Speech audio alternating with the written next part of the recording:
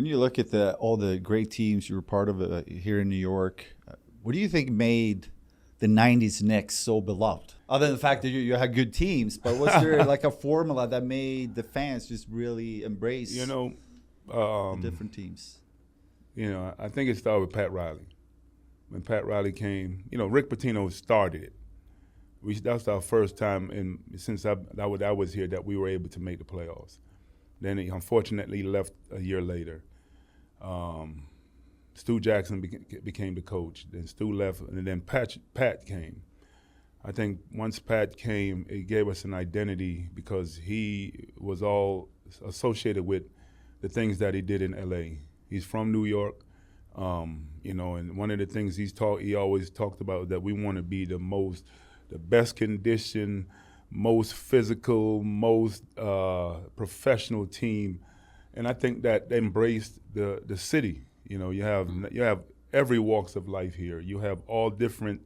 You got the guys on Wall Street. You got the guys that's building the skyscraper. You got the guys out there peddling their stuff. You got every walk of life, and I think that our team embraced that, embodied that because.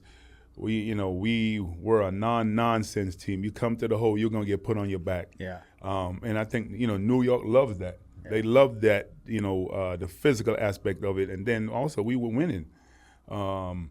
We dominated. Even though we didn't win a championship, we still dominated. Unfortunately, we were going against a guy named Jordan, and then when we finally made the finals. We lost to a great player in Akeem and his team. But we had opportunities, and I think that the city embraced us, and we embraced it, and we embraced it. And it's funny because I was at a playoff game last year, and I'm sitting there with Larry Johnson, and I'm looking around the stands, and I'm like, man, I'm thinking to myself, this reminds me of like when we played, the atmosphere, the intensity, and then Larry tapped me. He's like, "It reminds you when we played, doesn't it?" I said, "Man, that's the exact thing I was just thinking."